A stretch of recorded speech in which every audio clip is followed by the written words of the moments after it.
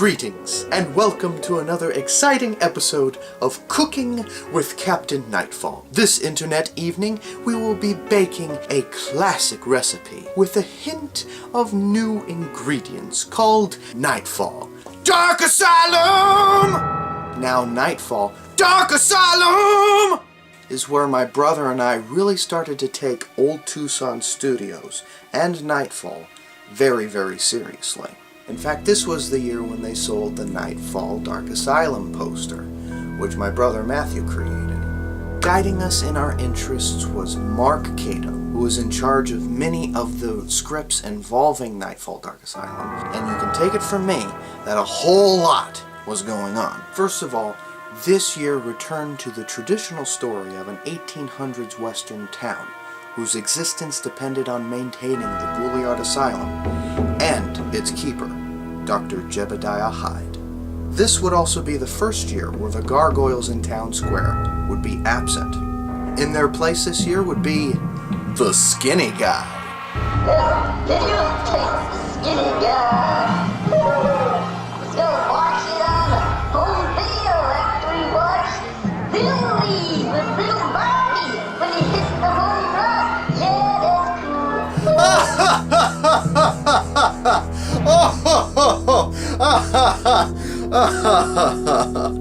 Oh, Skinny Guy. This year, in the Grand Palace Saloon, was Zombie Death Jam, which involved hip-hop dance music, but still maintained the Asylum theme. You had the bloodletting show called Mental, which was a throwback to the art of science. But instead of telling it again, it was an entirely new presentation, with some familiar characters. You also had the train ride, which depicted Hispanic folklore such as the Hand of the Beast and La Llorona. It was also the first bilingual train ride attraction for Nightfall to date. This year began the idea of instituting a total of 3 haunted attractions, with the Iron Door Mine being called the Catacombs of Doom this time, the Soul Chamber, and the return of Dr. Hyde's mansion in Town Hall. You had some special guests this year, including Olivia Munn from G4 TV's Attack of the Show. I guess they were trying to get a certain youth group in there, which I honestly don't understand. I mean, come on, it's not like there's a Nightfall video game.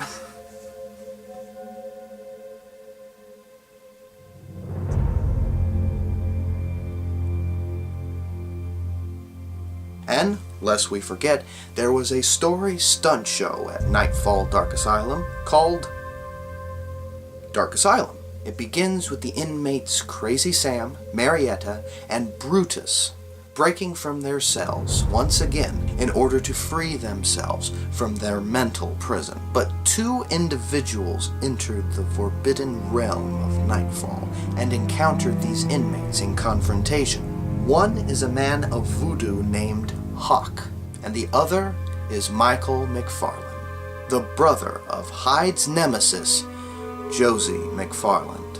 Suddenly, the guard Kavanaugh spots the group, and we find out that the inmate Brutus is an accomplice working for Dr. Hyde. Hawk uses voodoo to place a barrier of fire between them and Kavanaugh, but Dr. Hyde reveals himself and reflects the powers of the 2 outsiders. Kavanaugh breaks Sam's neck and takes him away to the Red Room. Meanwhile, Michael demands the whereabouts of his brother Josie. Hyde reveals the body of Josie McFarland hanging off the roof in a body bag, and a conflict ensues. Hyde demands Michael be decapitated, the old-fashioned way since the guillotine broke by this time, which makes this much easier for Michael to escape. In the process, Brutus is killed. Michael and Hyde duel with swords, and Hawk traps Kavanaugh in an armory shack, where he ignites him with dynamite. Again, as any other situation, Dr. Hyde does not like this, and decides to kill Hawk.